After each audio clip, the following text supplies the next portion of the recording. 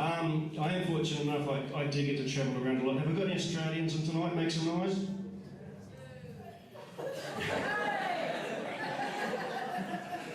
I love Australians, I really do. My mother's Australian. One thing I love about Australians is that you have a really good sense of humour until the joke's about you, which this next one is, so now's probably a good time to go to the loo.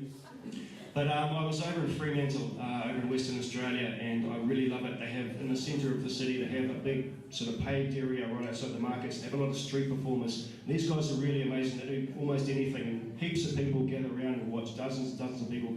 I was watching one guy, and he was on a unicycle whilst swallowing a sword and juggling fire, and I thought that was fantastic. And he finished, and another guy came on, and he was a magician. This was his first trick, without word of a lie. I have a finger on this hand, and I have a finger on this hand. Eyes on the fingers, eyes on the fingers. Wait for it, wait for it. Willow! Yeah, that was it. So I'm standing there, you know, less than overwhelmed, but the rest of the audience is going apeshit. They're cheering, they're clapping, they're throwing money at him, and I thought, I've missed something here.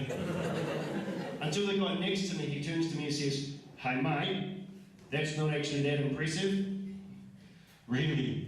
"Yeah, I know how he does that trick." "You don't say." "Yeah, see what happens is, he's got another finger under here."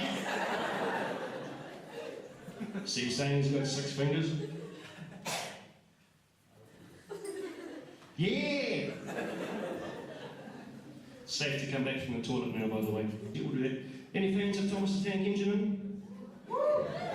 Awesome. Did you know it's racist?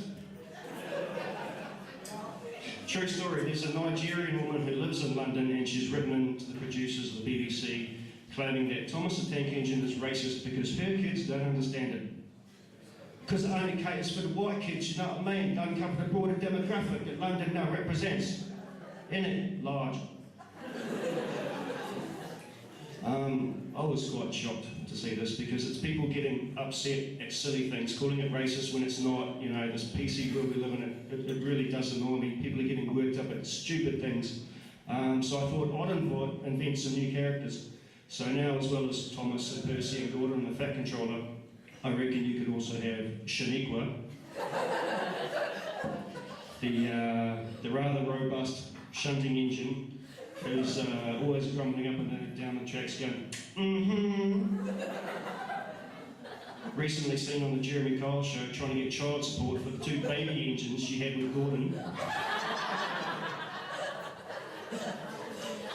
Let's chuck in Wang, the zippy little yellow maintenance engine who's always smiling but has trouble staying on the tracks.